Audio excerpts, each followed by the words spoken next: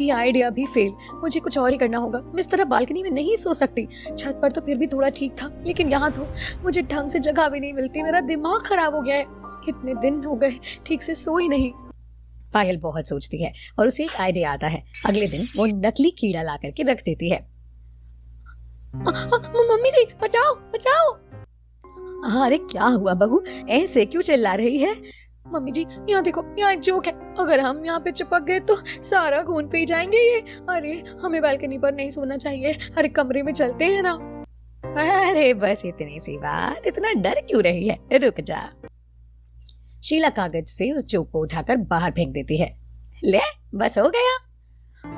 Mummy जी अभी तो हो गया, लेकिन बाद में भी तो कीड़ा आ सकता है। बारिश का मौसम है, इस समय बहुत कीड़े हैं। मैं कीड़ों के बीच नहीं सो सकती, खतरनाक है। अरे भाभी चिंता मत करो, ये छोटी सी नाली है, यहीं से कीड़े आते हैं ना, बस। तो मेरे पास इसका भी सलूशन है। नेहा एक पत्थर का टुकड़ा लाती है और उससे नाली को ढक देती है। लो भाभी, सिंपल सा काम हो गया। अब कोई कीड़ा मकोड़ा यहाँ नहीं आएगा। हाँ बहू, कुछ नहीं होगा। अब आराम से टेंशन फ्री होकर सो जाते हैं। पायल भी लेटी थी, उसे नींद तो आ नहीं रही थी। तभी उसकी नजर छत पर उल्टी लटक रही छिपकली पर जाती है। उसकी चीख सुनकर सभी उठ जाते हैं। अरे अब तूने कौन सा भूत देख लिया? वो देखो मम्मी जी, छिपकली। बस इतना कहने की देरी थी, छिपकली उसकी सांस के ऊपर गिर जाती है। अब क्या होगा मम्मी जी? हे भगवान, ये लड़की कितना डरती है। एक छिपकली ही तो है, रुक जा। शीला छिपकली की पूंछ पकड़कर उसे फेंक देती है। क्या पायल, तुम भी ना कितनी ज्यादा डरती हो। मुझे तो लगा था पता नहीं कौन सा भूत आ गया है। हाँ भाभी, जरा स्ट्रॉन्ग बनो, एक छिपकली ही तो थी। हाँ अब सो जा, हमें भी सोने दे। सब वापस आराम से खर्राटे मारकर सो जाते हैं। ये भगवान कैसे ससुराल वाले हैं, इन्हें तो किसी भी चीज का खौफ ही नहीं। इन्हें लगा कि मैंने कोई भूत देख लिया। अरे इनका सामना भूत से करवाना ही होगा। तो कोई बात नहीं, अब मुझे कुछ बड़ा करना होगा, एक ऐसी चीज जिसके बाद कोई बालकनी में ना सो सके। अगली रात पायल अच्छी प्लानिंग करती है। जब रात को सब सो रहे थे तब वो अपने फोन में भूत वाली डरावनी आवाज चलाती है। मजा आएगा, ऐसी डरावनी आवाजें सुनकर तो कोई भी डर जाएगा और फिर सभी घर के अंदर भाग उठेंगे। पायल ने जैसे सोचा था वैसा बिल्कुल भी नहीं हुआ, बल्कि सभी इतना गहरी नींद में थे कि किसी को आवाज सुनाई तक नहीं दी। ये भगवान, कैसे लोग हैं ये, कैसे घोड़ा बेचकर सो रहे हैं। इन्होंने इतनी डरावनी आवाज भी नहीं सुनी। कुछ ग्रैंड करना होगा। अगले दिन शाम को जब सब खाना खा रहे थे, पता है मम्मी जी, कल रात को मैंने बहुत डरावनी आवाजें सुनी। मुझे लगता है कहीं बाहर रात को कोई चुड़ैल ना घूमती हो। अरे बहू, तू सच में बहुत डरपोक है। इतना कौन डरता है, भूत वगैरह थोड़े ही ना होता है। हाँ बेटा, ये सब बस बनी बनाई बातें हैं। लेकिन मैंने सुना है ये सब सच होता है। मेरी एक सहेली ने भी देखा, इसीलिए हमें अंदर सोना चाहिए। भाभी, अगर भूत करके बाहर आ सकता है तो अंदर भी तो आ सकता है। वो हमारी तरह मामूली इंसान थोड़ी है। वो तो कभी भी किसी भी जगह किसी वक्त आ सकता है, इसीलिए इतना डरो मत। ये सब कुछ नहीं होता। मुझे भी पता है ये सब कुछ नहीं होता होगा, लेकिन सबको इस बात पर यकीन दिलाना ही होगा। अगर बाहर सोने से बचना है तो। खाना खाने के बाद सभी बालकनी में सो जाते हैं और तभी रात को एक चुड़ैल आती है। उठ जाओ, मैं तुम सबको खाने आई हूँ। कोई नहीं उठता। गजब बेइज्जती है एक चुड़ैल की। सच में इसने तो भूत को भी डर कर भगा दिया। ऐसे हैं ये लोग। अरे कोई बात नहीं, मैं इन्हें यहाँ डराने आई हूँ तो डरा कर ही जाऊंगी। वो चुड़ैल जोर जोर से चिल्लाते हैं, जिसे सुनकर सब उठ जाते हैं और अपने सामने एक सफेद साड़ी में इस तरह चुड़ैल को देखकर सब डर भी जाते हैं। ओए माँ, ये तो सच में चुड़ैल है माँ। मैं यहाँ तुम सबको खाने आई हूँ। कोई नहीं बचेगा मुझसे। हमारे घर में चुड़ैल कैसे आ सकती है? अरे हमें कुछ पता भी नहीं चला। अरे बेटा, ये चुड़ैल है, कोई मेहमान नहीं जो हमें बता कर आएगी। ए चुड़ैल, चली जा यहाँ से, वरना अच्छा नहीं होगा। अच्छा, तो अब तुम्हारे साथ नहीं होगा। अब तुम में से कोई नहीं बचने वाला। मैं तुम सबका खून पी जाऊंगी। वो चुड़ैल जैसे ही उन सबकी तरफ आगे बढ़ती है, शीला बहुत डर जाती है और वहां पर रखा हुआ एक छोटा सा गमला उठाकर चुड़ैल के ऊपर फेंक करके मार देती है। इसके बाद वो चुड़ैल वहां से गायब हो जाती है। वाह मम्मी, आपने तो कमाल कर दिया, एक चुड़ैल को भी भगा दिया। अरे ये तो मेरे बाएं हाथ का खेल था, देखा, मुझसे कोई नहीं बच सकता। हाँ, अब शायद वो चुड़ैल वापस आने से जरूर कतराएगी। अच्छा है, अब हम सो जाते हैं। वहीं दूसरी तरफ पायल अपने कमरे में जो चुड़ैल के भेष में थी। इन्होंने तो मुझे ही बुरी तरह फोड़ दिया।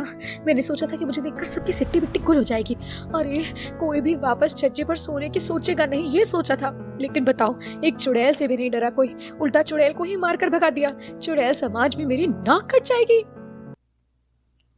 गमले की वजह से पायल के पैर में बहुत ज्यादा चोट लग गई थी, इसीलिए वो अगले दिन लंगड़ा कर चल रही थी। अरे बहू, क्या हुआ? तू ऐसे लंगड़ा कर क्यों चल रही है? हाँ भाभी, आपको क्या हो गया? आपको तो चोट लगी है। वो मैं फिसल कर गिर गई थी, इसीलिए जरा पैर में लग गई है और दर्द भी हो रहा है। अच्छा, जरा ध्यान रखना, आराम से काम कर। हाँ हाँ भाभी, ध्यान रखिए। हाँ हाँ, अब ध्यान रखूंगी। अब इन्हें कौन बताए कि इन्होंने ही गमला फेंक करके मारा था मुझे। उसके बाद सभी खाना खाते हैं। मजा आ गया आज खाना खाकर। चलो अब बालकनी पर सोने चलते हैं। हाँ बहू, अब बिस्तर लगा दे। जी अभी लगा देती हूँ। सभी बालकनी में सो रहे थे। तेज बारिश आ रही थी। बारिश का रुख थोड़ा टेढ़ा था, इसीलिए कुछ बूंदें बालकनी में भी आ रही थी और पायल के पैर गीले हो रहे थे। बस बहुत हो गया, मैं बालकनी में सो करके परेशान हो गई हूँ। मुझे गुस्सा आ रहा है, कल एक जुगाड़ लगाना पड़ेगा मुझे।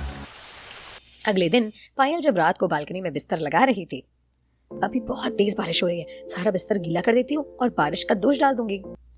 सब सोने बालकनी में आते हैं। अरे ये बिस्तर इतना गीला गीला क्यों लग रहा है?